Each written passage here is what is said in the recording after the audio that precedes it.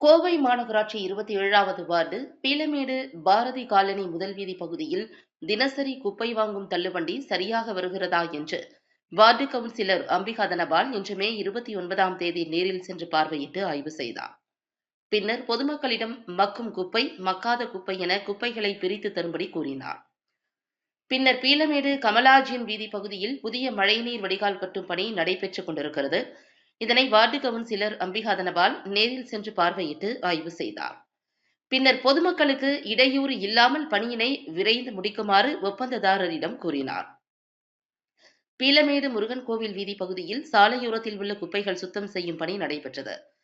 இதனை ward councillor Ambika Dhanapal நேரில் சென்று பார்வையிட்டு ஆய்வு செய்தார். பின்னர் சாலையோரத்தில் உள்ள குப்பைகள் முழுவதையும் முழுமையாக சுத்தம் செய்யுமாறு தூய்மை பணியாளரிடம் கூறினார். பின்னர் பீளமேடு முக்கூட் ராமசாமி வீதி பகுதியில் சாக்கடை மற்றும் சாலையோரத்தில் உள்ள செடிகள் சுத்தம் செய்யும் பணி இன்று மே 29ஆம் தேதி நடைபெற்றது. இதனை வார்டு கவுன்சிலர் அம்பிகா தனபால் இன்று நேரில் சென்று பார்வையிட்டு ஆய்வு செய்தார். பின்னர் சாக்கடை மற்றும் சாலையோரத்தில் உள்ள செடிகள் முழுவதையும் முழுமையாக சுத்தம் செய்யுமாறு தூய்மை பணியாளரிடம் கூறினார். பீளமேடு VK சாலை அம்மன் மெஸ் முன்பு வடக்கு மண்டலம் ஸ்பெஷல் டீம் மூலம் சாக்கடை அடைப்பு சரி செய்யும் பணி இன்று மே 29ஆம் தேதி நடைபெற்றது. இதனை வார்டு கவுன்சிலர் அம்பிகா தனபால் இன்று மே 29ஆம் தேதி நேரில் சென்று பார்வையிட்டு ஆய்வு செய்து சாக்கடை அடைப்பை முழுமையாக சரி செய்யுமாறு ஸ்பெஷல் டீம் தூய்மை பணியாளரிடம் கூறினார்.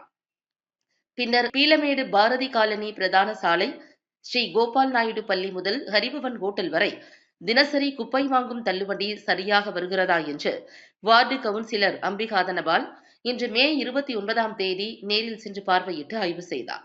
பின்னர் சாலையோரத்தில் உள்ள குப்பைகள் முழுவதையும் தினசரி சுத்தம் செய்யுமாறு தூய்மை பணியாளரிடம் கூறினார்.